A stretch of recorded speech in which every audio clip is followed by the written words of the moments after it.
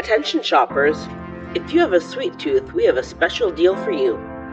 Purchase one Double Feature Creatures ticket with a large popcorn and soda and receive a box of hard candy. At the Sixville Mall Theater, our seats are wet with the power of storytelling. Bhavna, it's that time again. We're doing a podcast. Because we are professional movie podcasters. We are, and Bhavna, as professional movie podcasting is our dream, I know I usually ask questions about the movies that we just watched, but I've been doing a lot of introspection lately, and we went and we bought this dead mall at auction with its movie theater just to do the bit of being professional movie podcasters. And that seems, Bhavna, for doing all this, are we maniacs or do we just want it that way? How much for the Cheetos and water? I don't know. Is the water spilt from the ceiling? Do you pull the thing? No, I would prefer it coming from a crotch. I like how you're going to be the dirty one on this one. I am. It's time for a little role reversal here on Double Feature Creatures. Welcome back, y'all. Welcome back. It's a wonderful, wonderful day. So, Bhavna, what movies are we doing in the double feature? We're doing 1983's Flashdance, and we are doing 2015's Magic Mike's XXL.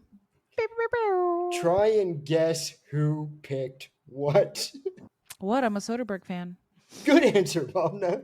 Good answer. Oh man. No, anyone that knows me knows how much I love Magic Mike XXL, and it can be treated like a standalone, but we'll get into that later. Let's go ladies first. Let's go Flashdance. Okay. Anyone that knows me is going to think they know why I love this movie and have loved this movie for years. And well, I'm soundtrack? Well, that too, actually. I'm sure that there was an era in my life where I loved it for the reasons of, let's say, the candy. We can refer to it as the candy. Oh, we have lots of candy. It's Halloween on this episode. Yeah, this one is a real bad sweet tooth. You will get cavities. Yeah. Call your dentist. Cavities for all. Call your dentist. Call your dentist now. It's not actually the reasons would most people think. I just love this story, although I may love the story of Flashdance a little less because those good people at what was the high end of cracked.com era tried to warn you that when you become a professional movie podcaster and you start looking at these things in the different light and the critical light, you will basically eventually ruin everything you love. Yep. And that was the adventure I took this time around. I had probably not seen Flashdance in its entirety from start to finish in about a decade. And oh boy, are there problems. So many. First of all, Bruckheimer? What the fuck? I had no idea. I had no idea Jerry? either, but you can tell at the same time. I'm sorry, there were no pirates. I'm kidding. Didn't need to be pirates. There were evil strip club owners. Yeah. Fucking Zanzibar, Bhavna. Fucking Zanzibar. What came first? I don't know. When did, for all of you listeners in the 416, is Toronto. The Toronto famous Zanzibar Street Club on Yonge Street, as seen in The Incredible Hulk, where Hulky Hulk and Abomination fight it out in front of it. Did that come first? Well, you mean you also see it in Suicide Squad, the inferior Suicide Squad. Yeah, but nobody watched the inferior Suicide Squad. I did. I did too, but I don't want to admit to it. I don't care. This is partially why I did this podcast, is because I don't care about what people think about the movies I like anymore. I really don't. I'm finding out. Let's see. Apparently 50s and Zanzibar came first, I think. Apparently it used to be a live music venue. Oh, sweet. Yeah. 60s. Yeah, 50s, 60s. Yep. There you go. It was also in the heart of COVID, one of the early vaccinations places. You could go get your shot at Yep. Zanzibar and then see some titties. Yep. Zanzibar. It's So yeah, iconic. Bhavna, But not this Zanzibar. Fuck this Zanzibar. yeah, fuck this Zanzibar. Holy shit. Yeah. No thank you. .jpg. You can't have your strippers that drugged. They can't dance when they're that drugged. You go there to see them dance. Every man in this movie is a piece of shit. You heard me. Every man is a piece of fucking shit in this movie. It is all shades of brown in this. Shades of brown shit in this movie. I was about to say, Wes, what about shades of brown? No, you know what? I'm not gonna cut that, Bob. No, don't you know cut what that. I meant. I do. It is just shitty shit. It is oh god, every single textures. one. There is corn, there is liquid, there are chunks. There's shawarma pieces. There's a whole thing. Holy fuck. If we haven't grossed you out by now, but like everybody but the dog. Every man but the dog. It's like, I think I was 3/4 away through this rewatch when I texted you and said, Bhavna, I can't have nice things anymore. Yeah. And I was with our friend. I was with the Mandabot. And she was like, what did you make him watch? And I said, no, it wasn't me. He chose this one. Oh my God. I mean, don't get me wrong. I still love this movie. I will always still love this movie. It is... Deep down, it is still a wonderful movie about following your dreams. Unfortunately, one person's dream was stalking his 18-year-old employee. Yeah, Child Protective Services should have been involved in this girl's life. How is she getting into all those bars? Was there no carding? That was the first shocking thing to me in this watch. I had always thought it was New York and she was trying to get into Juilliard, but no, it's the Ramiro city. Girl lives in Pittsburgh. Yeah, she works in a steel mill, bro. How could you get more Pittsburgh than that? Holy fuck. Pittsburgh is where Videodrome was filmed. Yeah. Well, now we know what happens to her in the epilogue. Fuck. Yeah, fair enough. But... So I hadn't seen this movie since I was a kid, and then since then it's mostly been, references here and there because I love a dance movie. But the soundtrack is incredible. The dance videos for it are just amazing. Yeah. The fashion started a movement.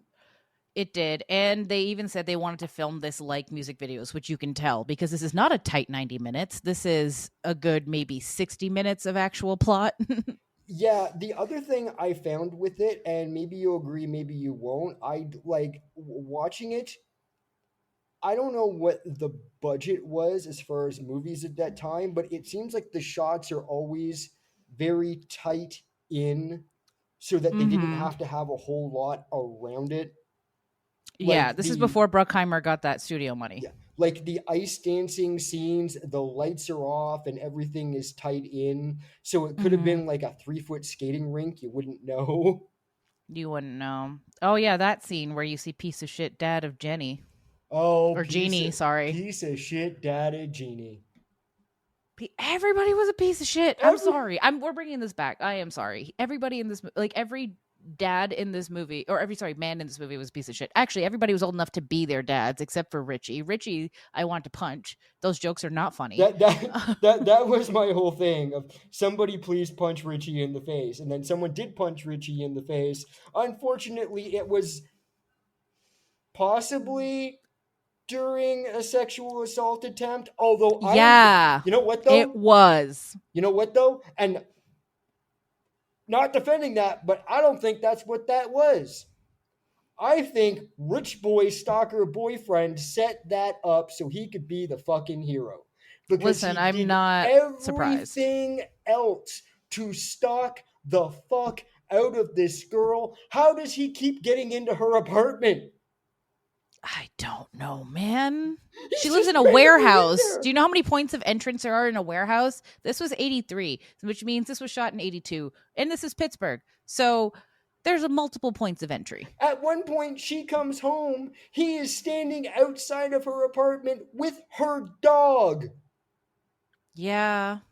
I'm assuming that she is not letting her pit bull just wander the streets while she's away. Also, it's not sweet to like follow somebody home when they said they're fine. Especially like I don't know, was I the only one that like I understood that they wanted it to be a sweet gesture, but it was so menacing, especially the way it's shot. Oh, I was straight up sure that if I hadn't seen the movie before, that he was about to murder her. Which is why I'm also Yeah, like completely if you sure just that change the music. which is also why I'm completely sure he paid off the Zanzibar boys a little money to make a fucking scene so that he could show up and be the hero, because rich boy boss boy needed an in. Yeah, he wanted to feel like he was back in his old hood because don't they say like Nick, this isn't your neighborhood anymore? Well, exactly. He used to be there. He used to steal hubcaps for the local mob boss or something. Whatever. Was the line he gave supposedly. So Yeah. yeah, so he knew the players. I have no doubt it was a fucking payoff. And at least from that, she was in no real danger. But she was always in danger. These men, She man. was always in danger. And I don't know, because you are much more movie watched than I am. You have a much larger watched filmography than I do, or at least where you're thinking about this stuff. Can you think of an earlier depiction of what would become the manic pixie dream girl? Because I had in my notes, it's like, Well, she's definitely one. I had in my notes that she might be the earliest manic pixie dream girl. She just doesn't seem to have the manic. But then she follows him home No, she on her has the manic. bicycle, throws Yeah. the rock through his window, and Because you know who responds like that? A child. who's gassed with the fuck? Yes, I know. A child. She was literally 18. The actress was 18. Child. CHILD. Child. Holy fuck. And now imagine our niece, right? Yeah, Our niece at 18. yeah, Imagine her getting with somebody who is old enough to have an ex-wife. yeah. Forget how old he probably is. He mentions in the 60s he broke his nose a couple of times. Yeah, Yeah. yeah, no, And unless he was an infant breaking his nose in the 60s, that still makes him at least a good, 20 something years. he was literally double her age. I checked, at least the actor was double her age. Please have your midlife crisis not at the office. Thank you. Bruckheimer, what are you doing? Oh wait, you're Bruckheimer. I know what you're doing. Bruckheimer famously, I don't know where I'm going with that, or with words I would want to say, or to piss off a certain high control group. So Now, I mean, no hate on Beale. She is incredible in this. No. Jennifer Beals, oh my God. And like what I love about her is that like, I mean, she is white passing, but she is, I believe, half black as well. So like good for her. Yeah. Good for her. So we technically do have a woman of color. That's what I was wondering. I'm like, is that her hair or did she get a perm? Because I'm like, is that your natural texture? Because I know that she has naturally curly hair. But anyway, no, Jennifer Beals was amazing. All of the athletics in this were amazing. So the women who actually had to be athletic in this, all fucking amazing. Beals had multiple body doubles for some of the dance stuff. Yeah, I could tell by the shots where they just concentrate on certain parts of her body as opposed to. Well, the breakdancing scene is actually a guy. I believe it. And that was the first time I clocked it, but then now I was looking for it. So, yeah. I mean, it's not obvious flipping, but like, I think there were like in her final number, I think there's a total of 3 other people involved. Yeah. Also, those judges, man, all of them pieces of shit. Sorry, this you caught me on like it's just I haven't seen such a high concentration of pieces of shit in a movie in a long time. Yeah. I think it is one of those and once again, why I would clock it as one of those New York movies. It is very much just everyone is a piece of shit trying to get by. And then you've got this one tough little babe in the woods just trying to survive it all. Yeah. Though there was a piece in this that I picked up, which obviously, given current world events, tickled me. When she's talking about where she's from, because it's Pennsylvania, and she says Yeah. she's from Altoona, and like me being me, the first thought was like, where Luigi Mangione got arrested, because he got arrested in Altoona, Pennsylvania. Yep, and I saw him at a taco truck here that day, so I don't know. I don't know. Yeah, like listen, he was here at that taco truck. He was serving out, burritos. It was a great day. Yeah. But sorry, we are all over the place today We're- because that is how much this movie has warped my brain. Yeah, we're going to be this is going to be a very scattered episode, I think, especially since we don't want to do full recap things. In some ways we probably should, but I just don't want to with this one cuz Here, it's just a girl who has imposter syndrome when it comes to dancing because she doesn't have formal training, so she dances at a bar at night. Also is being stalked and I'm gonna straight up just say groomed by her boss, who wants to be with her, and then eventually she gets over her fright and auditions and gets into the school, I'm assuming. Yep. She works by day as a welder at what I want to call the just weld things place. They don't actually seem to be. I couldn't figure out if it was a factory, if they were building a building, if they were tearing down a building, if it was just one of the raider spots from Fallout 4. I don't Yeah. know what they were doing there. She just welds various things to various things, and that's her day, and then gets hit on by her new boss, who stalks her for a while and then arranges a hero moment and then stalks her for a while after that. Yep. Eventually wins her over, and then she catches him at the ballet with a blonde. And then when confronted about it, he says the words that would guarantee a punch to the face from me. Why am I even explaining myself? Bhavna, I had to go back and rewind that scene after first watching it because The food truck scene? No, not the food truck scene. The scene where she Ballet? sees him getting into the car with the woman. Yeah. Because I swear to God, the first time I watched that, I thought he was taking the woman that was not her grandmother home. See, I thought he was going to say something along the lines of that was my mom, because that's what you expect from a man like this. Yeah, like but it's even worse. I wasn't paying attention enough to who got into the car.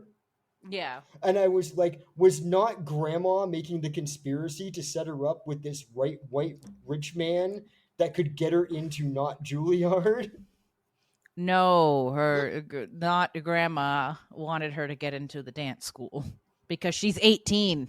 By the way, she has this family friend that I don't know what has happened to her parents, if her parents are dead or mysteriously killed by a rich man that owns a building, or what, because he may very well have killed her family off at the age of 14. Who knows? It may be a Winter Soldier situation. I don't know. But she then has this woman that she has befriended, this old woman who was a dancer back in the day and clearly went to the school that she now wants to go to now. And was it in Ziegfeld Follies, which is huge. Yeah, you don't know what the actual relationship between them are. It's well, I took it as a mentorship. Like, yeah, I took it as like that's her like mentor. Because at first I was like, okay, did she take them in after someone randomly drove her parents' car off the road and killed them so that they could date her later on in life? Or no, that's in December 1991. Oh Lord. But yeah, okay. So she dances by night. Yes.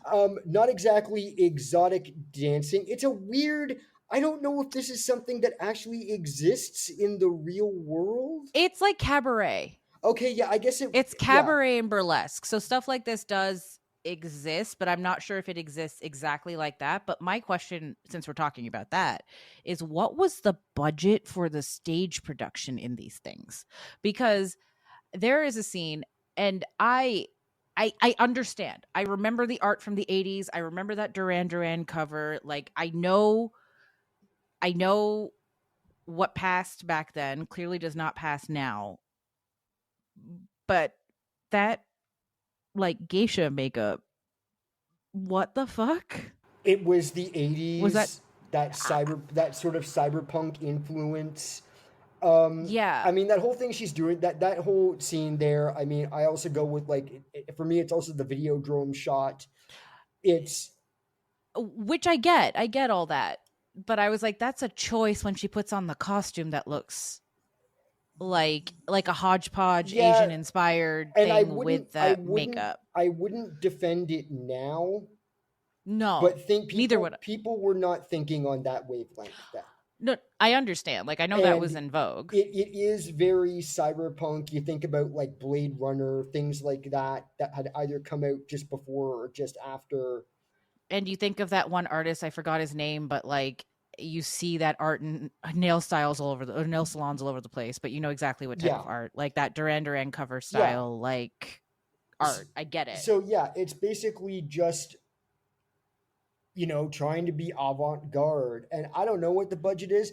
I'm assuming that this was a case of most of these girls were just spending all their, like, whatever money they were making there on their production. And because, Budget was 7 million. which even that for them isn't a lot. 7 million in late 70s money, because movies took a lot longer to make back then too. You couldn't churn them Yeah. out this fast. I will look that up while we continue. But yeah, the funny thing is, I got a lot of vibe of this, of like those scenes with the dancers in like the green room, the change room, whatever. A lot of what we just saw a few months ago with Last Showgirl. Oh yes. I mean, they have their Last Showgirl there, although she's maybe she's pushing maybe 35. Yeah. Like the oldest one there is pushing 35, and she's like, I remember when I used to be beautiful.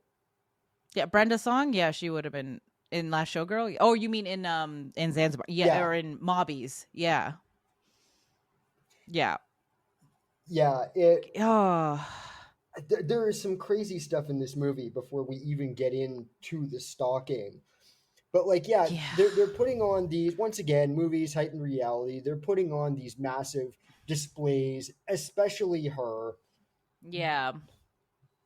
And it just incredible stuff. You can find, even if you don't want to watch the movie, you can find most of that stuff on YouTube. If you just look up Flashdance, you'll get the best stuff of the movie. Because really, the best stuff is the soundtrack, is the 100%. dance scenes. I still stand by the story, even if 95% of the people in it are just awful. It's one of those ones I don't think you could make it like that now.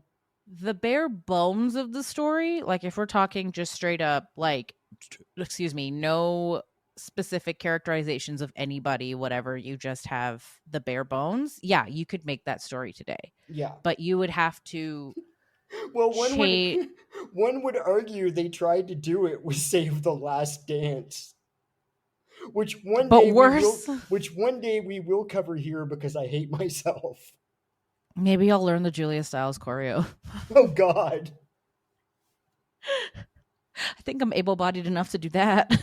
Yeah, there was no. I don't think there were a lot of body doubles there. So no, and I like Julia Stiles, but I do too. But one of my favorite guest stars on Dexter was her arc as Lumen.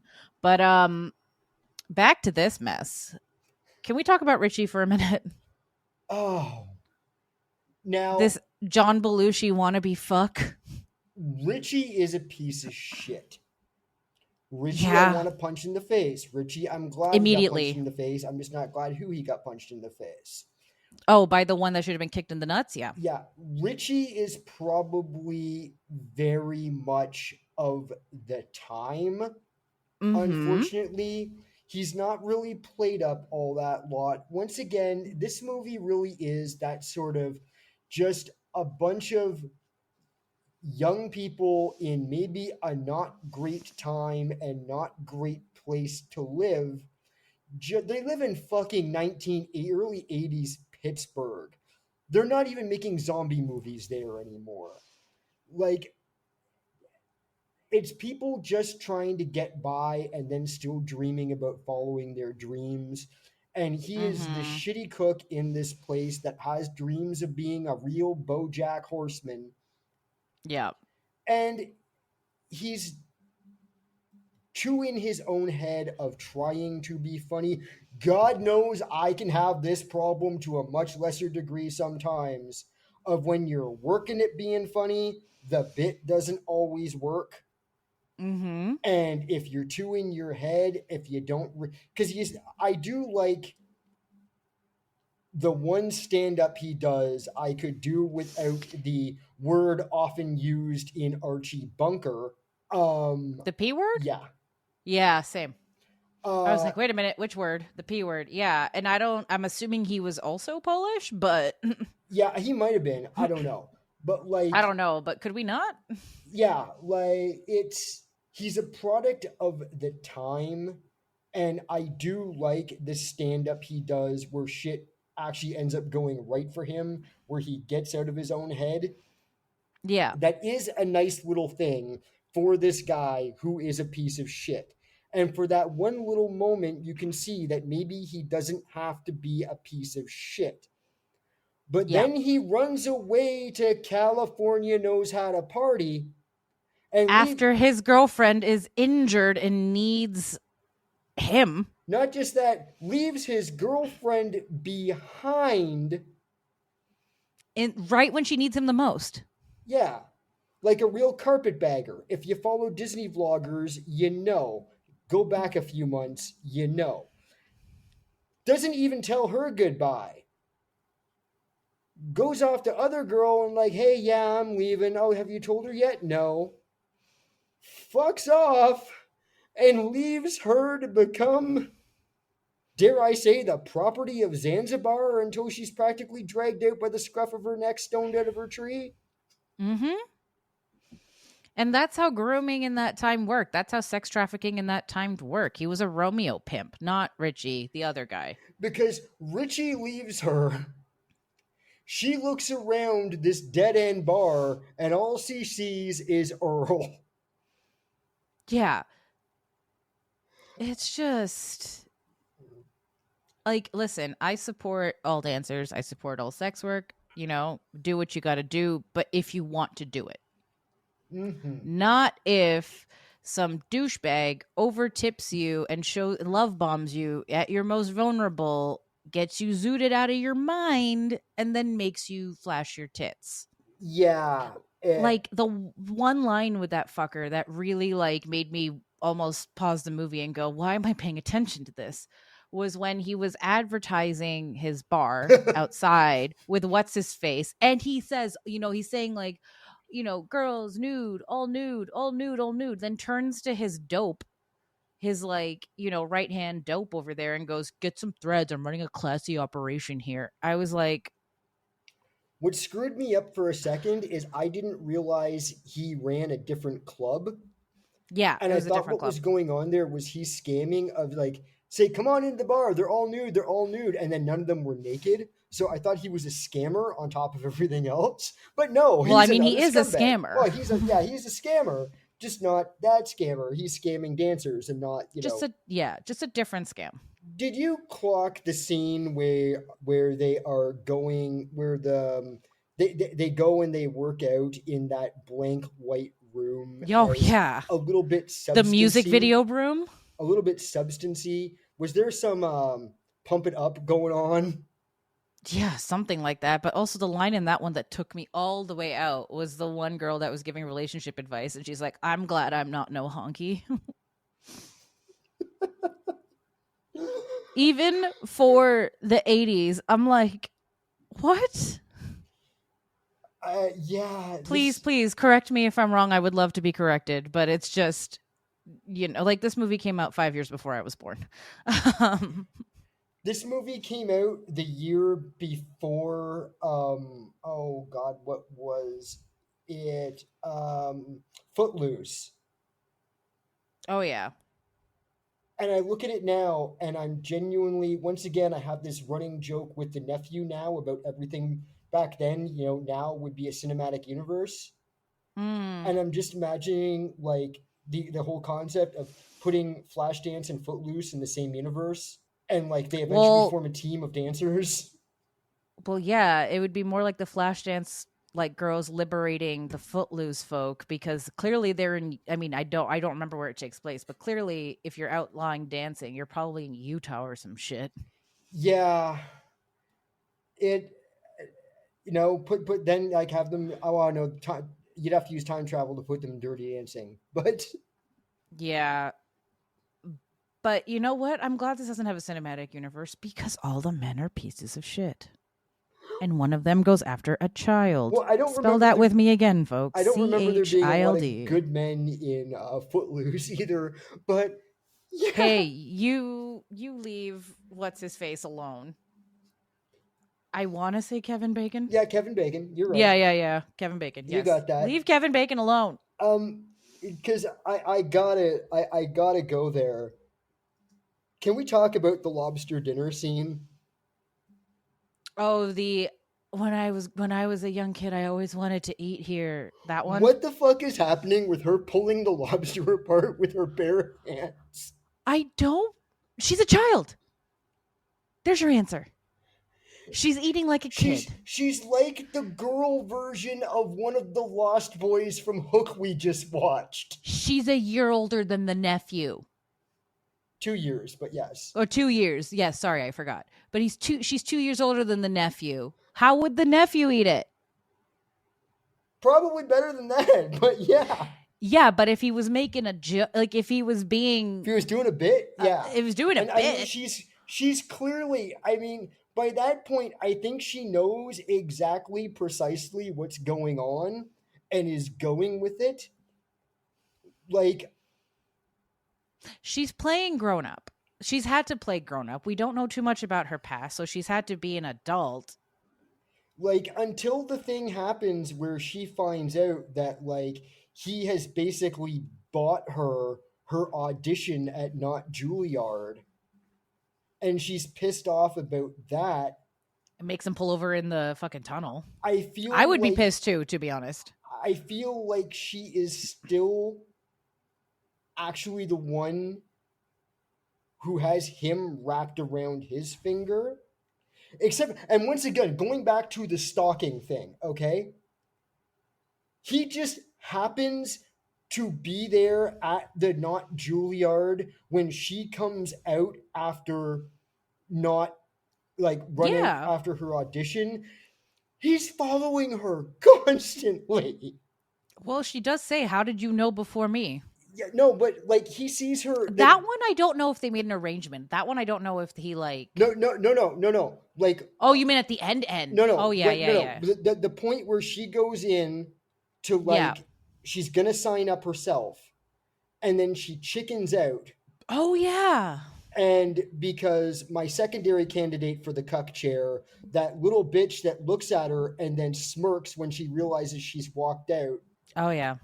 The glasses chick because, or whatever. Like, she goes into to get the paperwork to audition to not Juilliard, and there's all these, like, little tiny black swan ballerinas in there. Yeah. And the one just looks at her and, like, her work boots and her army jacket and stuff, and looks away, and she books it out, gets self-conscious and books it out of there. Because she's also got no formal training, and they want formal training on the resume. And the girl just, like, smirks when she realizes she's left, like, ha ha.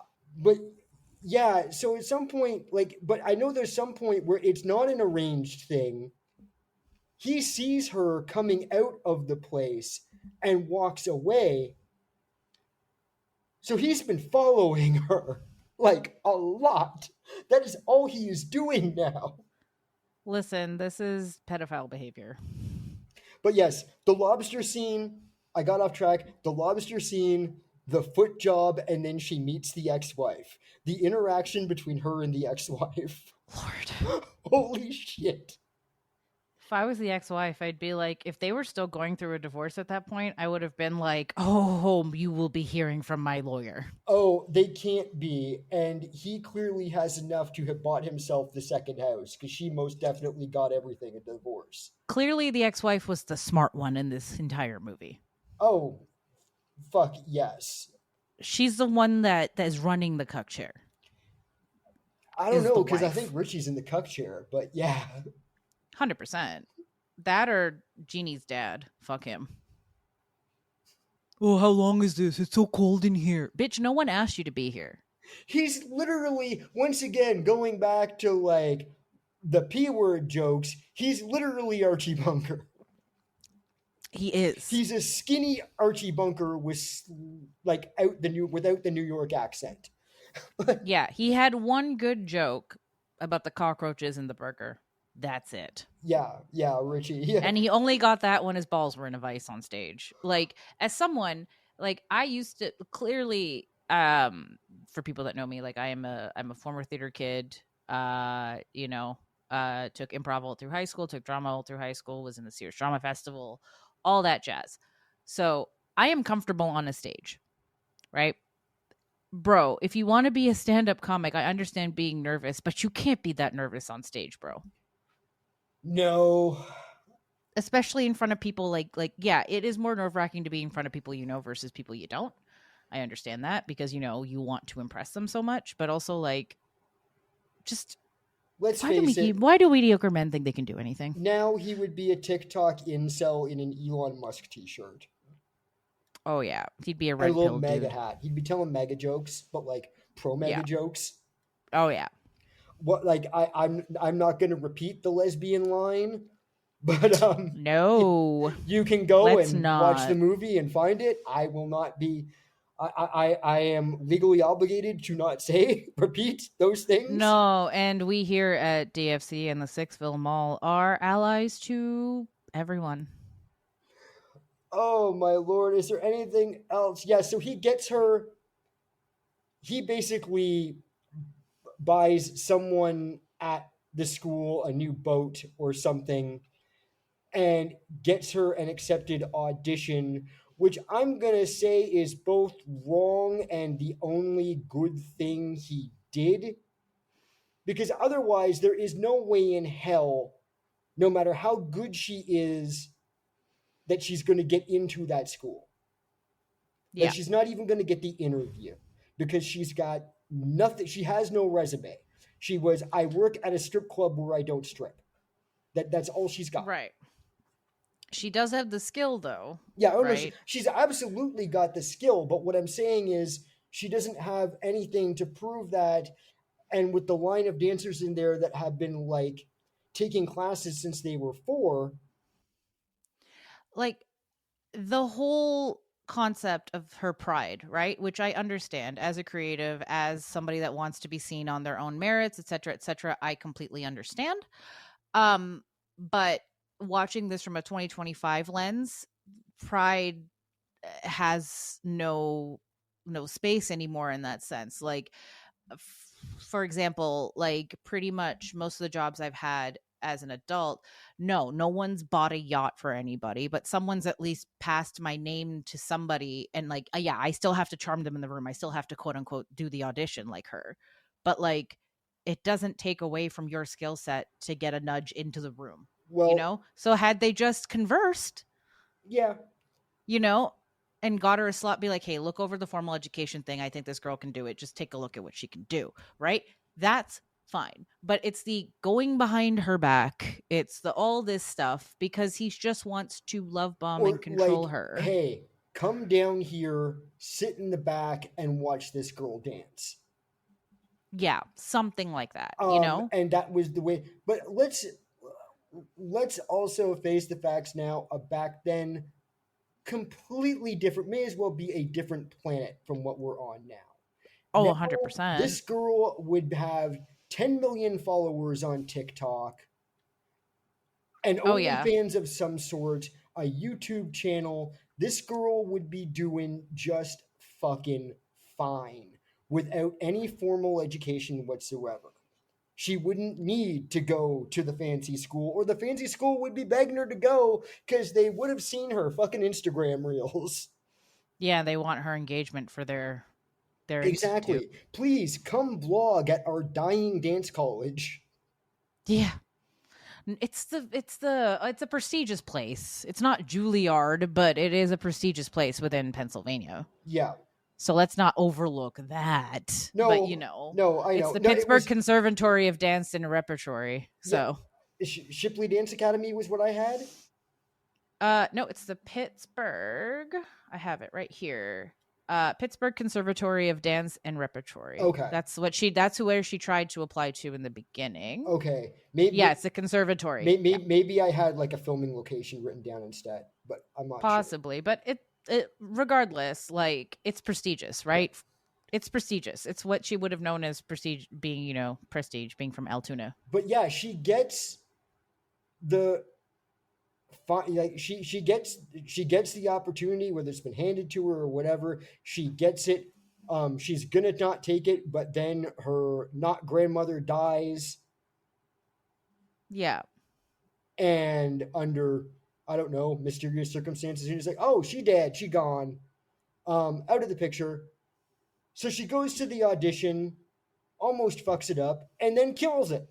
And if you watch one thing from this movie, go and watch the What a Feeling video dance. Yes. I mean, we all kind of grew up with that.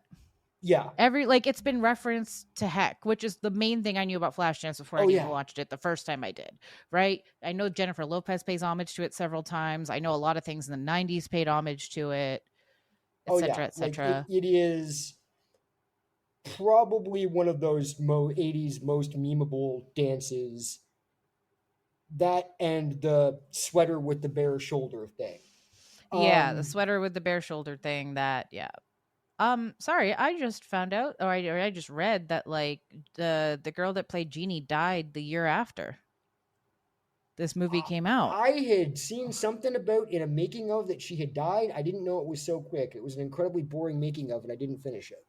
Yeah, she died the year after of a brain hemorrhage. From snorting cocaine on set. No, that's not true. No. Erase that. She was a good girl, people. Brain hemorrhages happen. Yep. They're a absolutely. fluke. Sorry. I'm thinking of the role and how coked up she gets in that role. Yeah, no, that wasn't it. Man.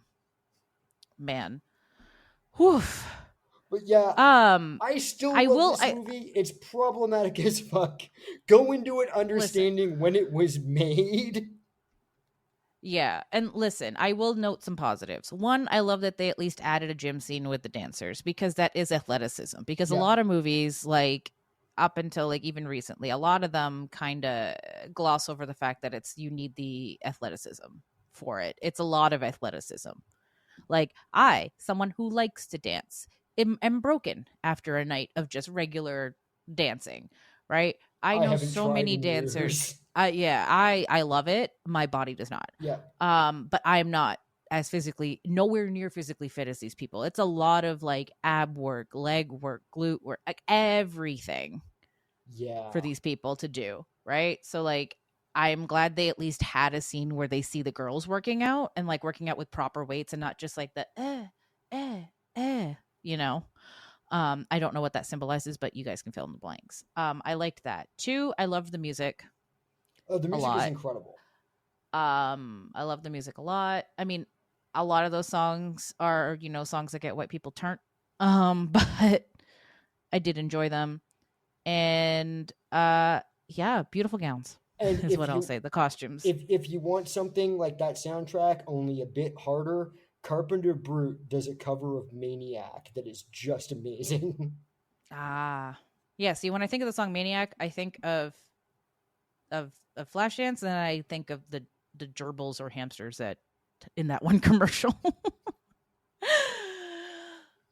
But okay, who do we have? Richie is cuck for me. Richie is cuck. Richie in his stupid hat. I will add that he's a cuck, and he also has to eat a cockroach hamburger while he's in that chair. Sounds good to me. Yeah. Sounds good to me. Bhavna, are we done here? Should we hit our intermission? Yeah, let's do it. Let's go to the lobby, folks. Let's just, pour the bucket of water on ourselves and intermission time. It's intermission time. Bhavna and Wes would like you to know that there are absolutely no plans in the works to steal Bucky Barnes' hair for the purpose of cloning. Who would do that? Would it work? At the Sixville Mall Theater, we have not bought an island off the coast of Costa Rica. Bhavna, Wes. what is next on our roster? 2015's feminist icon of a movie, Magic Mike XXL.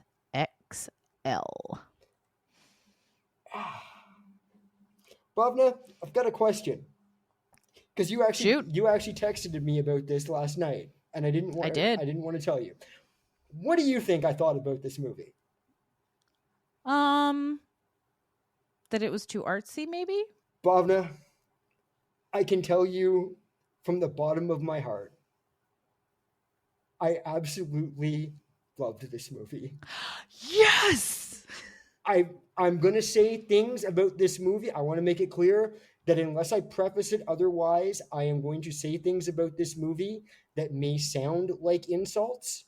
Oh, no, you can be critical. They are not. No, but like they're going to sound like I am being critical, but they are not, because they are references to things that I genuinely enjoy. I will probably be talking about Kevin Nash a little too much. That's fine. Tarzan, right? Yes. Yep. I have my candidate for the Cuck Chair before I forget, and then an honorary Cuck Chair candidate that I'm going to shout out anyway. And in this one, I will be giving out the first Sixville Mall Theater Award for Excellence in Background Acting. As some of you know, I have done much background in my life. I have been a background I'm kind of out of it now, but I have done background acting on and off for almost 20 years. Is this during StripperCon? No. Okay. I will call it out right now. It goes to, now it's strange to make it a background, call it as a background role, because those are not usually credited. However, she had other roles on it, so that she ended up being credited. Allison Falk, who was also the choreographer for a lot of the dance scenes, and I believe is either credited or referred to as the girl in the helmet and bikini jumping on the beds. It was absolutely fucking perfect. She was just there. I was like, what the fuck was happening? This is in Tampa, right? Yes, it's in the very first scenes of the movie. It is something that a version of I would have done somehow. Where they're like, oh, I think she likes you, Mikey. Oh. Yeah, this movie, I'm so glad, because it's one of my favorites, and I just want my friends to like my movies. It does something that I don't see done very often, and it's probably the only movie I have seen do it better than, and once again, I truly mean this as a compliment and not an insult. No, of course. As far as natural conversations and natural talking, this is one of the few movies I have seen do it better than the first two Fast and Furious movies. Yeah, bud. Especially Fast and Furious 2, that scene where Brian O'Connor is introducing what's his face to everyone down at the beach where the jet ski races are going on. Oh yeah. Where everything, it sounds like more like they're LARPing than reading from a script. Like they just all know everyone knows their role. Everyone is just saying their shit. And and I know there was absolutely a script, with the exception of maybe Kevin Nash, because Kevin Nash famously says he does one take from the script and then his version of the take, simply for the reason of nobody knows how to write for a guy that is 7 foot 320 pounds. Mm-hmm. So he does that, and I think you can tell in this movie he does that. Well, yeah, I mean, I love when Big Dig Richie is just like, yeah, and Tarzan can barely dance when they're talking about going up to Myrtle Beach. Oh, because he can barely move. Yeah, Like he actually takes it off in this one, but he's literally laying down for most of the movie. oh yeah, oh yeah. Like Kevin Nash is famously beat to shit, so he wasn't going to be Mm-hmm. doing a whole lot of hokey pokey in this to begin with. No, he does in the first one a bit, but yeah, Yeah, not as much in this and one. doesn't he famously in the first one never take his knee brace off? Yep. Yeah, because I know that was a point he made in the first one that I've never seen. Of Yeah. he was like, no, this guy's beat to fuck. He would never like I can take it off if you really need me to, but this guy would never take the knee brace off. Like Yeah. he doesn't care. His knees are not. I'm amazed as someone who also has lived a very different body, but like who's someone who's also whose legs also do not really match the rest of him as far Mm-hmm. as physique level. Not that I am jacked at all. I'm amazed they got him to take his pants off for it simply because his legs are not his built feature. Um, No, like if you he's know, a chest guy. if well, his chest, arms, Chest and back, arms. Yeah. like He's an upper body guy. he went into professional wrestling with badly damaged legs. Yeah. He was a basketball player throughout college and was a in the military for a while. Yeah. And like blew out one of his legs really badly and just never came back from it. Yeah. I also want to give him the Mickey Rourke lookalike if Mickey Rourke never got plastic surgery award in this movie. Yeah, and every line he doesn't have many, and a couple of them hit me really fucking weird. Yeah, because he's kind of the older guy just along for the ride. Yeah, Like these are his boys, you know? yeah, he's very much a guy that, much like Nash, has spent his life traveling up and down the roads with the boys in a van. Yeah. The first line he delivers over the phone of, "Hey, Dallas is gone, Dallas is dead." Dallas is Matthew McConaughey's character from the first movie. I with him having so many dead friends, I am amazed. I am pretty sure that if this was the first line he gave and this was somehow Magic Mike 1 instead of Magic Mike 2, he Yeah. would try and get them to change the character name. Yeah. Because Dallas in Nash's life would be Diamond Dallas Page, who is also one of his best friends. And I guess different now, but like now I don't think you could get him to do it because it's one of his few guys that are still alive. Yeah, no, in this they definitely meant Dallas is in Matthew McConaughey's character from the first one because he was the leader of the group. When gives the line in the MILF Lady Sex Plantation with Andy McDowell, when he gives that gives that line about family and having a wife and kid to come home to, I almost cried. Yeah, buddy. Because like this was what, 10 years old now? Yep, 10 years old. Like 2.5 years ago, his kid died. Yeah. And like they found him on the floor of his room. He was a recovering alcoholic. He had gone cold turkey. It went bad. He had a seizure, never woke up. So that line in the new context of Nash was like, oh, fuck. But yeah, everything. This movie gets you, man. This movie gets you. Like, this is like, you know, it's a song. Like, I don't know how to explain it. I just love it. Like, this was written for women. Like, I don't care about, and like they show their vulnerabilities. That's it. Like this is just showing this is like if you took the gym scene from Flashdance and made it a whole movie. That's what this movie is. Like and you could have cut all the dances out of this because I will admit the final dance thing went on. Oh, that was fun. It was fun, but it dragged just a tiny bit for me.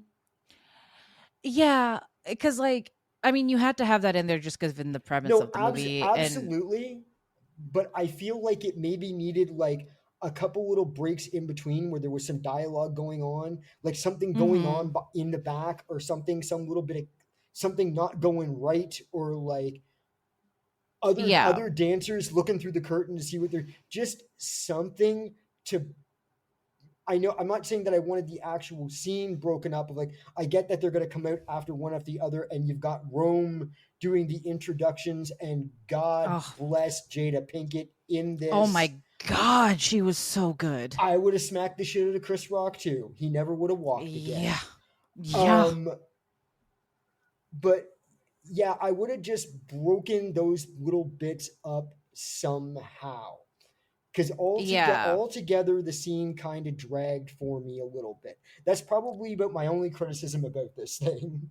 Hey, man, I'll take it because I just love this movie so much. Like, it's so pure. I know that sounds like such a stupid thing to say about a stripper movie. Like, well, not stripper, but like exotic dancer movie. They could have because they don't really strip. Done the dancing, gone home, and that could have been another 45 minutes of the movie of them talking in the van again. Yeah. And I probably would have watched it. This movie's 2 hours and it doesn't feel like it. Like, I feel like I'm there with them. Do you know what I mean? Oh no, I do too. Like, and I love it because they're men, right? But they're also not at the same time. You know, like these are the people they're safe with. Yeah. To show who they are and whatnot. And the most wholesome scene to me is the gas station scene. Can we talk about the gas station scene? Because it is one of my all-time cinematic favorite scenes. Yes, we can, because I loved it. Yes. However, yeah. In reality, let's take it into the real world for a moment. No, I just want I know. I just want to ask. You're working at the 7-Eleven. Sure. This dude comes in. This whole thing is happening. At what point do you reach under the counter and start pressing the panic button?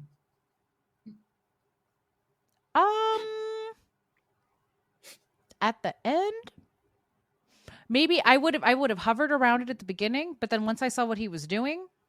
Because keep in mind, you also look out the window, and there are like 3 other guys with a fucking giant. Looking that's the kind of bet that I like. You know, you don't bet like, oh, you can get this girl, whatever, but to make her smile. Like, don't get me wrong, I loved it. It was great. How much for the waters and Cheetos? Smirk. I mean, it is a full circle moment because Big Dick Richie does correct what's his face when he's like, oh, it's like when Justin came back to Backstreet Boys, and he's like, get your Orlando lore right. Oh man! And then when he said the Backstreet Boys are the only legit boy band to come out of Orlando, I was like, fuck yeah, I am Team BSB. This was for me. But you want to know on this rewatch what line made me feel what the fuck was when they're on the beach and Big Dick Richie is like, formerly Mr. Sofia Vergara, was like, I'm 35, man. And I was going in my head, I'm like, no, he's not. He's like, and then I'm like, wait a minute, he would have been around 35 or at that time. What the fuck? Yeah. And I feel old age is relevant, like, is subjective, blah, blah, blah, blah, blah, blah. But I felt old as someone who was 37. And I'm like, ugh, I can't even open a bag of Cheetos like that. Jesus.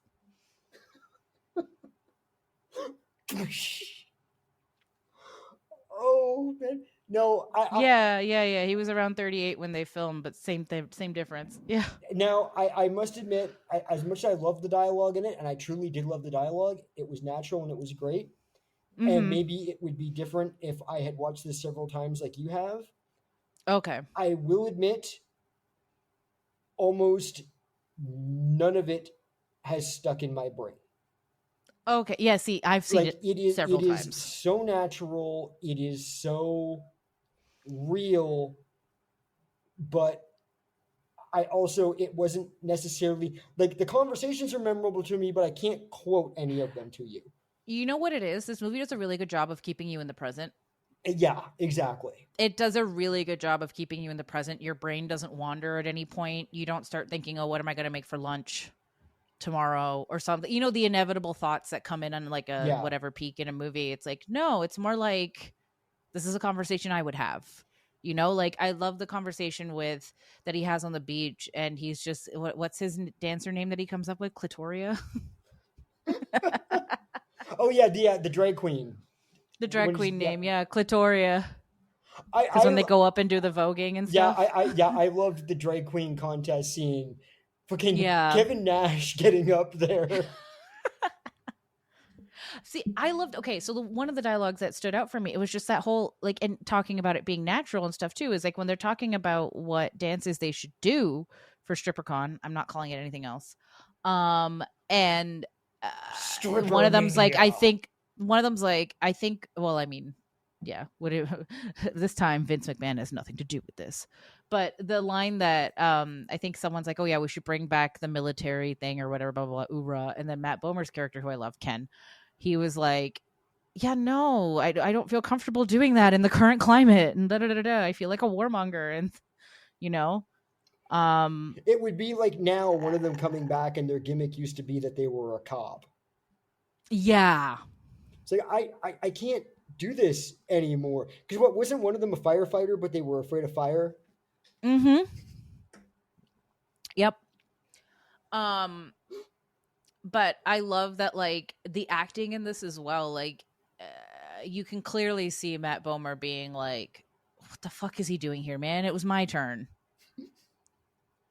You know, Yeah. like fuck, man, I was supposed to be the hot like lead dude or whatever.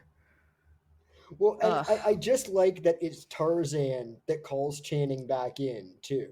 Yeah. Like we need, and that's where I go back to like Tarzan is really so much just Nash because he's very much of I've got my group of buddies. I want to be back on the road with my group of buddies Yeah. at least Come one on, last kids, time. get Like yeah, along. like Channing is Come almost on, his X Pac kids. at that point. Yeah, basically. Basically. I also like that when they're driving and they're taking the Molly, Tarzan is behind the wheel and he's the only one that won't do it right then and Well, there. because he doesn't, yeah, because he doesn't take the MDMA. He's like, someone's got to drive. I think he takes it eventually, but yeah. But you know, Yeah. there was always a designated driver in the car, and Yeah. that's why they liked starting. Nash liked starting to drive with Triple H because he didn't do anything. So Yeah. Fucking Triple H. Don't even get me started. But yeah, Team China. R.I.P. What I was so like, I remember the first time I was watching this, I was so glad they got rid of what's his face, the um, Gabriel Iglesias' character. my primary candidate for the cuck chair, yeah. Yeah, because I was like, he's not going to be a good MC. This is going to be a disaster. And then, But who could they possibly get? Someone from get Channing my Tatum's MC, past? get my MC's name out your fucking mouth. Get Rome's name out your fucking mouth. Yeah, Sexy and then Babylon. yes, and let's take a moment to talk about all the side characters in this because you've got, Donald Glover, right? Fucking Donald Glover. You got Baby Smooth there. You got Andy McDowell, who is gorgeous. Like she's never not been gorgeous. She's better looking in that than I had ever seen her, though. And she's natural. She's not done up. No. Like she is Like gorgeous. She is so, like Margaret Qualley, her daughter, is beautiful and stuff too, right? Like definitely a young version of her mom, but the blueprint with this one, like, and she's aging so gracefully. Like she is, I'm all here for people aging gracefully, yeah. or aging how they want, as a caveat. Whether that is graceful, like whatever you think gracefully is, that doesn't have to mean without plastic surgery. If you want it, go get it. Jada Pinkett, Elizabeth Banks, like this movie is stacked. And obviously Amber Heard at the time. This is before the whole divorce debacle. Yeah, I stay out of that with Jerry Bruckheimer's favorite son. Yeah, Yeah, but well, I don't want to dive into that on this, not because it's not worth talking about, but because it's been done to death. Pretty much. But she was good in her minor role. I also just don't know enough about it, and we're not the podcast for that. Absolutely not. Like TLDR, they were both pieces of shit, and it's whatever. But that's essentially the rest my of this opinion on cast, it. yeah, the rest of this cast, though, like, Twitch in this. Twitch was a dancer. He used to be on So You Think You Can Dance. He died a few years ago, but like he was such a good dancer. He's one of the best dancers I've ever seen. So loved him in this. But you've got so many people in this, and it's not like a gimmick, like they just show up and they're just so organically part of things. Like you said, like how the dialogue's so natural. The scenarios are natural too, scenarios appear natural despite them being like, what are the odds, Which is why I think my one the one reported cameo in this movie that I never saw I don't think is actually in this movie. Okay. I'm gonna save it for later on, so I will quickly cut it out of this when I do the edit. But did you see Ric Flair in this? No. Was he in this? I'll cut that part and we'll go later. Yeah. But I just didn't want to make an ass of myself later. But no, tons of cameos, a lot that I didn't recognize, some that I did. I've done the Googling on it, Bhavna. Okay. Can we talk about the MILF sex plantation?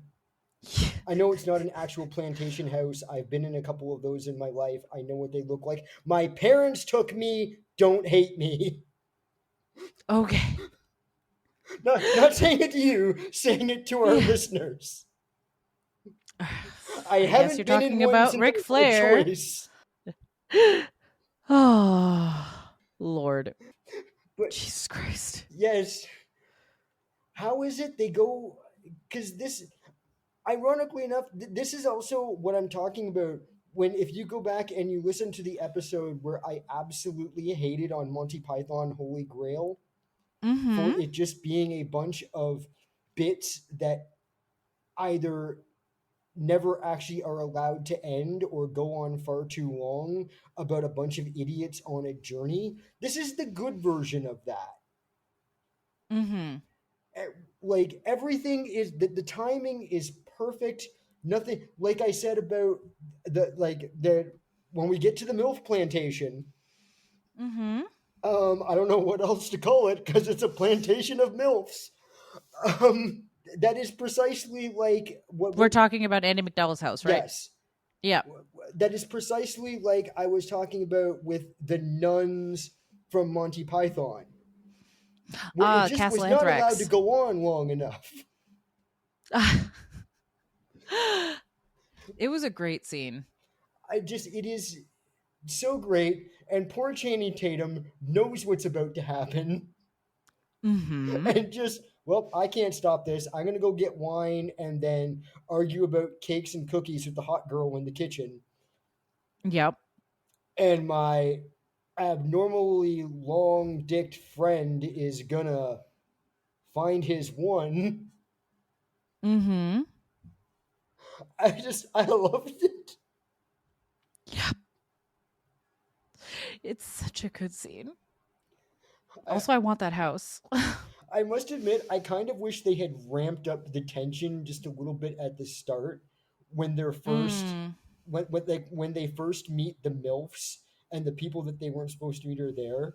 Like, I wish they had ramped up just a little bit of tension there of, oh fuck, what did we get ourselves into? Yeah. And then the relaxation happens. But like maybe Tarzan talks things down before the girls show up or whatever. But yeah. He had to find his one. That's what they said on the beach, remember? Yep. Oh, I know. I just kind of wish that like Andie MacDowell had also had like a big gun sitting on the table or something. Oh, she was the big gun, Wes. Oh, she was the big gun. I thought she took the big gun, Bhavna. She did. She did. Fucking love Big Dick Richie. I love that that's his name. I can't call him Richie. He's Big Dick Richie. Which then to get that title, I mean, he's either lying or he must also have legitimately stripped at some point and been like a full male entertainer. Or is that how this is supposed Buddy, to? they're from Florida. Much like in Flashdance, I kept saying they're, child. Bitch, they're from Florida. They're from Orlando. Of course he stripped. Well, there you go. Of course he stripped. I don't know these things. I've legitimately Like, never been in a strip club in my life. How much of the lore of Magic Mike do you know at all? I know all the lore explained in Magic Mike XXL. Okay, so the first movie is semi-autobiographical for Channing Tatum. Okay. He was the kid protege because he grew up he did do dancing, right? So it's kind of based on his story. So he's playing his own mentor in the first one. So there's that in the beginning, you know how they say Dallas is dead, and then they allude to like him taking the kid and getting their own show, whatever. That kid was him. So like this is all now like this didn't happen. I'm pretty sure to him. This is more like, okay, now we're taking the story. Right. Which is why I like this one so much more, because it can also work as a standalone. Like I picked this one specifically because you didn't have to see the first. Yeah. And I want to know if that's fairly accurate for you. You didn't have to see the first. I didn't really feel like I had to see the first. I mean, because you kind of get everything you need in this one. If I didn't know there was a first, like if I didn't know there was a Magic Mike, yeah, I don't think I would have assumed there was a Magic Mike. Got you. Okay. Which is totally fair. Like it's a road trip film. Because I mean, there's no sense of like Rome is far enough back in his past that I wouldn't have expected Rome to be in the first movie or anything. No, she wasn't. Like that. Like it's just the boys in the first one. Like it's once again going back to it, it's sort of like Fast and Furious 2, Too Fast, Too Furious, or whatever they called it. You don't necessarily you could go into it not knowing there had been a first movie, and you wouldn't really need to know there had been a first movie. Like not only do you not necessarily have to have not seen Fast and Furious, you don't really need to know it exists either. No. And this movie counts as one of my ever expanding list of sequels that are better than the first, Yeah. Like in general, like this is like a good, like where the second movie's better, if not the best, Are all the boys back for the third one, or is it just Tatum's? It's Tatum. You do see the boys, but they're not the main cast. Okay. No. And in the third one, there's also Salma Hayek.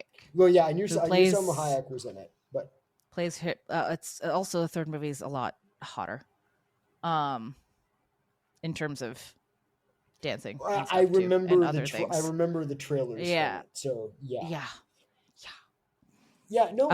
Like it's good. The whole, I mean, Rome's little kingdom there, the kingdom of Rome or whatever she calls it. Rome wasn't built in a day. I love that because you also don't know whether she's doing everything legally there or not, or if she's just paid off all the right people.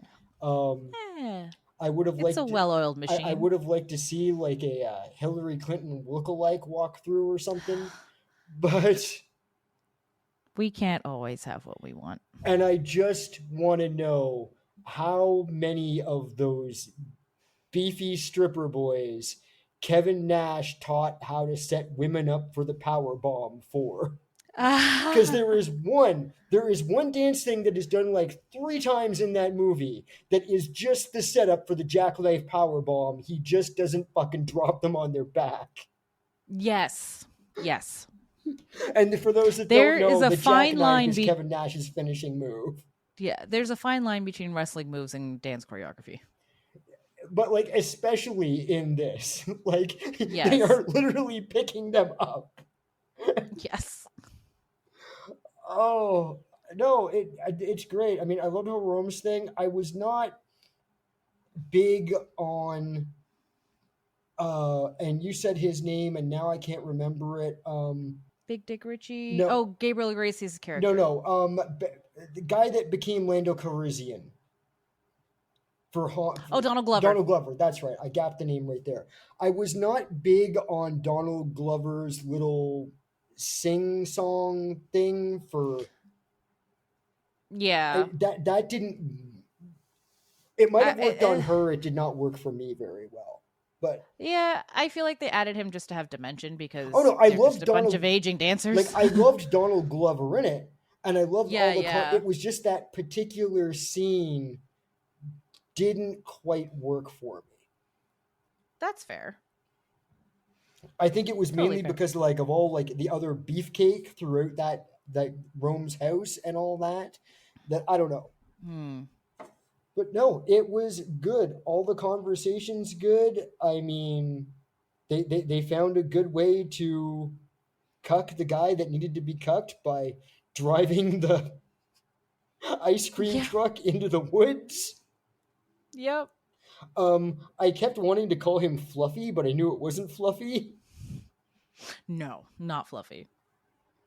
I had to Google him, like, no, that's not Fluffy. What? No. The other scene that killed me, just because I know way too much about, I'm way too much of a recovering wrestling fan, was the scene where they're starting to put their new costumes together. Yep. And I think it's Channing pulls the tablecloth off the table and wraps it around Nash like a cloak. Yes. Have you ever seen Kevin Nash's very first gimmick in WCW of Oz? Yes. They had to have known what they were doing there. Yes. Tarzan looks at it and you can see the wheels spinning of, oh, fuck. Huh? As soon as I saw that, I'm like, basically, the very first gimmick he was given was they called him Oz, and he came out to like green lighting and had this cloak on and a rubber Wizard of the Oz mask. Yes. And he will never stop being angry about it, and I don't blame him. No, but he fits the role of curmudgeon so well. Oh, he does. Because you see him now on his podcast. He's usually just sitting there with a glass of red wine in his hand. And it is just, I don't know where Nash begins and Tarzan ends. I'm not entirely sure he's acting there. Listen, he was literally along for the ride, both Tarzan and Kevin Nash. So I mean, he's great and he fits. What else do we got, Bhavna? I'm just so glad you loved it. I did. I mean, the dialogue didn't really stick, but that's not a requirement. I loved how natural it was. I never checked my watch. I can't even tell you how long the movie is. All the men weren't pieces of shit. Was there a man piece of shit in this? I feel like there has to be one somewhere, but not really. I mean, what's his face? Why do I keep forgetting his name? This is how much I don't care about him. But even then, he's not a real piece of shit. Tobias. Yeah.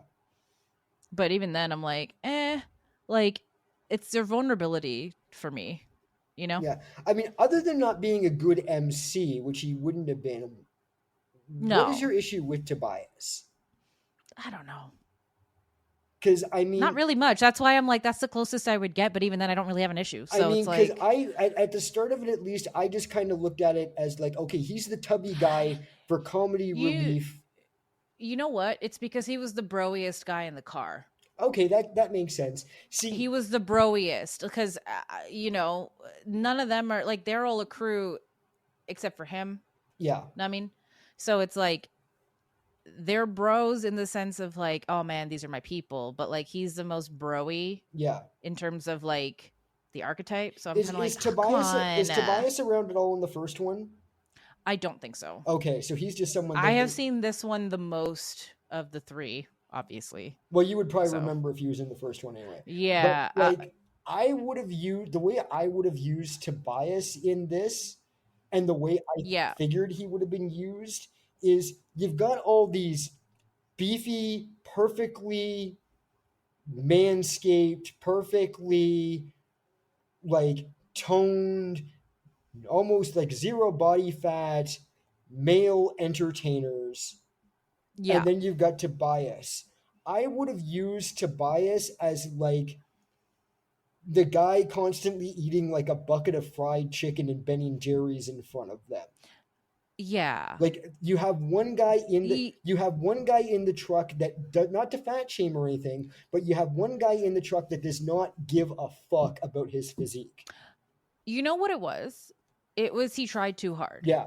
When the rest of them didn't try, and he didn't need to try that hard. But even then, it's like I said again. This sounds like a criticism. I don't like. I have nothing Yeah. against him. It was great, and when he showed up at the end, I great. I did like him in the drag show. Yeah, with the Chiquita. I'm like, where did you the get banana? that? Yeah. It's like, do you keep them in your pockets? What is happening? Did you raid the closet Yeah, backstage? I liked I did like the idea, and they didn't really use it enough, but I did like the idea of like one guy in the car that does not give a fuck about his physique. Yeah. It's like, oh, I can. I did like, before we find out that his girlfriend dumped him or whatever, Channing Tatum, Mike's girlfriend. I love that like he goes into the freezer and it's like, let's get fat together. Most dating thing in this movie when they throw Tarzan's cell phone out of the truck. And it wasn't Tarzan's, it was Mike's. It was Mike's cell phone because he was on the phone. Right, and then but doesn't Tarzan's get through because Mike goes to throw out the other guy's phone, but he gets Tarzan's instead. Oh yeah. And Tarzan's just like, oh, don't worry about it. I only had 7 minutes left on it anyway. Yeah. Well, because Tarzan would. Exactly. But you used to have to buy minutes for your cell phone, children. I remember, and I remember when text messages weren't a thing, and then I remember when they came up and they were 15 cents a pop. Whether you got it or not, so that's a violation of consent. See, I remember them being something stupid like 5 cents a word or something, but I can't remember. No, I don't know. I mean, I had my first phone at the age of 18 when I was still a child. CHILD. Very much a child still then. To bring that back, we call that a full circle moment, kids. Full circle moment. Okay, so are we going to go with Tobias in the cuck chair? Because there aren't a whole lot of other candidates. I also want to shout out, I absolutely love the scene where they show up at StripperCon, ManCon, Stripomania, whatever we're calling it. Tobias is in the first one. Oh, okay. By the way, I just don't remember him in it. Okay. So like, I love the scene when they show up and Blondie is there like, no, I can't get you guys in. Like you just show up, like things are already booked. And then Rome shows up. Mm-hmm. And it's just like, once again, it's like, oh, you instantly know these two women have history. Yeah. And it was moist. Like there is no doubt. When she says this woman taught me everything I know, she ain't just talking about being MCing. Yeah, Paris and Rome. Yes. Yeah. Oh, I didn't clock her name is Rares. Okay. Oh, fuck. Elizabeth Banks. Yeah, her name is Paris. Is that a lore thing, or all the powerful women that I don't know? Cities? That I don't know, but I love it. Because I would totally do that. That's totally a Roadhouse thing or a John Wick thing or something. I love it though. I love it. I was also a little sad that like not everyone just knows who Channing Tatum is. Because this is totally one of those movies where they could have done it. Yeah. I mean, this was fairly like early in his career too. Like he'd only had like a handful of movies when he made this one, I think. Yeah. So. And Channing, if you're listening to me, I know someone's going to offer you the money to do it. Don't ever make that Gambit movie. That was it was a great little scene. He's in Doomsday, bro. Oh fuck. Please tell me. I'm hoping it's only for 5 minutes. If you have a problem with his dialogue, native Louisiana and New Orleans folk commended him for it. It's still if they say it's correct, in my life. If they say it's correct, I'm not just talking about the accent. I'm saying that is just the most ridiculous fucking Channing that may have worked when you were originally talking about doing Gambit like 20 fucking years ago. But see, that was him in a Deadpool movie. This is going to be a different light. So it's not going to be the same energy. God, I hope so. Ryan Reynolds is Goofy Central. Like, this is not going to be the same energy. Because they're doing that thing of, no, Wesley Snipes can be Blade again and all this shit. I'm just like, no. You just want the Yeah. meme. You don't want it to be good. Fuck off. But No. He was in his more comedy light in that one. So I feel like he'll put a better performance in this one. speaking of people that need to fuck off, Ah, yes. I've got a secondary candidate for the cuck chair, and I am actually going to just shove him under the chair and let Tobias sit on top of him. Oh, dear. The other wrestler that was supposed to be in this movie and is still supposed to be in this movie somewhere Well, I didn't see him. is Ric Flair. Woo! Ric Flair. The Nature Boy. Woo! Ric Flair. And Ric Flair made such a big deal about how he was going to be a cameo he was going to have a role in this movie, he said, that he was going to get awards for it. Woo! Because he's so good. Woo! Nature Boy, what the fuck? Ric Flair cannot be seen in this movie. If Ric Flair was in this movie, some wrestling fan would have stuck it up on YouTube. I dug for a good half hour to try and find that scene or any proof that that scene was ever in the movie. Rick, you are not there. Woo! You self-important, self-serving, have outlived your, albeit deserved, 50 years of fame. It is time to go away. Much like your good friend Hollywood Hulkamania, you are a fucking embarrassment. Retire on the money you have. You can't possibly live much longer anyway. Woo! Under the cuck chair you go. Co-signed. And that's my angry rant for the episode. I'll take it. I'll take it. I borrowed Jamie's soapbox. That's fine, man. It's Ric Flair. Please drag him to hell. Oh, please drag him to hell. Oh. I feel bad you were stolen as a kid, but that's no excuse. You'd think someone who survived a plane crash would have more, I don't know. What's the word I'm looking for? Not shame. Yeah, shame. Therapy, man. Therapy. You need it. Therapy. Self-help. Something. I don't know. Yeah. I don't know. But yeah. But yes, Bhavna, I loved it. It's great. Yeah. Like I said, I'm dialogue glad. didn't stick, but it's not dialogue that needs to stick. It just, and like, for people who are saying it's like, oh, he compared it to a Fast and Furious, it might be shit. No, just the nature of the dialogue itself is perfect. Mm-hmm. There are so few movies that can get that right, where they don't feel, even though they're clearly actors acting because you know who these people are in the real world, it just feels like people talking, doing a thing. Yeah. Do you know much about the making? Is there a lot of improv in this? Is it a tight script? I'm not sure if it was a tight script necessarily. I do know that, like, because they had the camaraderie from the first one, you know. I know Channing had a lot to do with writing of the script as well. And Soderbergh, though he did not direct or, whatever, he went off of a pseudonym and he edited it and did cinematography for it. So he under a pseudonym. So that's why it still got that very Soderbergh vibe. Yeah. It is one of my favorite movies that Soderbergh is involved in. My favorite will always be Logan Lucky, which is probably another film I will subject you to watch. Logan Lucky? Yeah. Don't think I've ever seen it, so yeah, I'm game eventually. Yeah. We have so many movies to cover, and they just keep putting out more. It's never going to stop until the universe goes dark. No. But much like Flashdance, the soundtrack is also a secondary character in this movie, and I love it. Awesome. Yeah. But yeah, I fucking love this film. Everyone that knows me knows how much I love this film. This movie had a chokehold on me and my friends when it came out because we were expecting it to be crap, because it's like, because we loved the first one, but we're like, how could this was better. Yeah. This is so much better. I can see how it could be, and I haven't even seen the first one yet. Yeah. The first one is good. It is good. Yeah. Like, I'm not shitting on it, and Matthew McConaughey was made because he was the MC. Yeah. He was like that guy in the first one. He has this song in it called Beautiful Ladies of Tampa. which is a banger.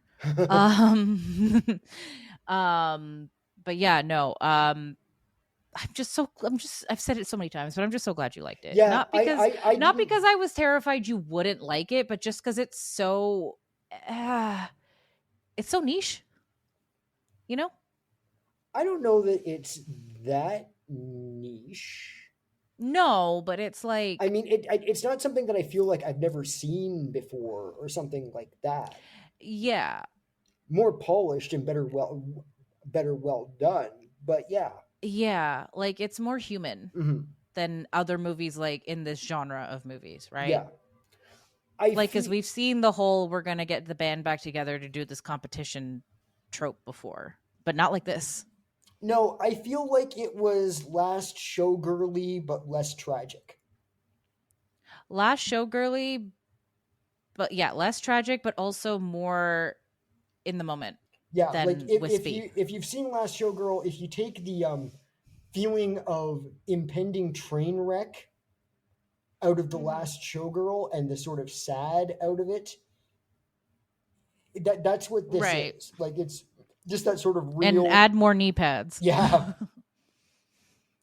I will say, and I don't think that you could ever get like the cat like that cast to do it. It would probably cost too much money, and they wouldn't make enough. Like they wouldn't get enough back. Mhm. But I kind of wanted to see like now a male entertainer version of Green Room. Oh my god. Despite the fact that I have not seen Green Room, so I don't necessarily mean like that violent. Okay, But because because that movie is fucking I've violent. only listened to like commentary and talk of it. I have not seen it yet, but because I'm also sometimes not that big on that film, that kind of film. But I kind of love the idea of because once again, as I've said, of like it's like they're picking women up for a power bomb. Yeah. Of the idea of a group of male entertainers are invited to the wrong kind of MILF plantation. And it's a, The you don't know who you fucked with trope. well, sort of, but like, let's just say it, a horde of horny Republican women. That Yeah. yes, they want these fine young lads there, but they also can't let the truth of what they're really into get out. So they're never intending to let them leave. I see. Okay. So you've got like, if you can imagine the crew from Magic Mike XXL having to fight for their lives. Oh my god, that would be such a good slapstick comedy. Yeah, you could do it that way too. You could do it. But you would no, but even the comedic relief you would get in it would be so funny Oh yeah. because of their dialogue and their vibe, you know? Like, holy fuck, I think I just killed Tipper Gore. Yeah. Like Man. oh wait, Tipper was Democrat, wasn't she? Oh, who can tell anymore? Yeah, but she was the censorship. Yeah, bitch. all right, she was the censorship bitch. Right, doesn't matter. Yeah. Does somebody please think of the children? But like that's just an elevator pitch that maybe we will be doing eventually by now. Who knows by the time this comes out? Because I do want to start recording those at some point. But yeah, Bob, I think we're done. Do you want to rock our Patreon and all our social stuff? Heck and then yeah. there are Yeehaw. so many Woo! Woo! We are known on the internet as the Sixville Mall Theater, spelt the Canadian way. The with an RE on the end. You can find us on Patreon. You can find us on TikTok, on Blue Sky, on Instagram, all that good stuff. If you'd like to send us an email, send us, have any comments, questions, concerns, mall inquiries for your next event that you want to host. That would be at doublefeaturecreaturespod@gmail.com. Where can they find you, Wes? I am not super great at the socials at this point, but I am trying. You can find me on Instagram at the 35th Floor Pod, and on Blue Sky and TikTok at 35th Floor. That's pretty much all for now. I have a podcast called The 35th Floor that is dropping episodes. I swear to God, by this point, I will be on Apple as well. It's a whole thing in my life. I've dropped a whole bunch of crap that was causing me problems, and I'm hoping by now I will have gotten that figured out. But yeah, that's all the places for me. And of course, Bhavna, you are also a bloody broad. I am a Bloody Broad. You can find my other podcast, Bloody Broads Pod, across the internet as Bloody Broads Pod. Same places you can find us. If you like more horror stuff, a little more introspection, a little less cuck chair-y. And you can find me as at the Lucky Charms. That's SHARMS across the board as well, except for on Instagram where there's a little underscore on the end. Please hit us up. We love hearing from you. You have any suggestions for a double feature? You have any suggestions for anything? We love to hear it. And also, I won't plug this every time, but if you like the particular brand I do a lot. I write a lot of the bits that you hear at the start and the intermissions for them all. I also work for, edit, and help create content for a content creator named Cassidy Huff. You can find her on all the platforms just by searching Cassidy Huff. And she's given me a lot of work and given me a chance to stretch my chops in other things, including video editing. So check her out. And I won't plug that every time. I just want to do it once in a while because it's making me so happy. Oh, man. Not as happy as that Twitcher in the fountain's going to be when we put him out of his misery. Because, yeah, Bhavna, we gotta... I still don't know where that Twitcher came from. I mean, I know you call him a Twitcher and all, but there's something else about that. I don't like the way he's keeping us away from that fountain. And, I don't know, but he seems to be speaking in Norwegian every now and then. We should be wary. Eventually, we're gonna have to get into the bottom of just what is going on in this mall. But until then, keep listening, people. There's gonna be a lot more stuff coming, I think. Yes. Alrighty, folks. Till next time. Bye. Bye. Woo! Fuck you, Rick.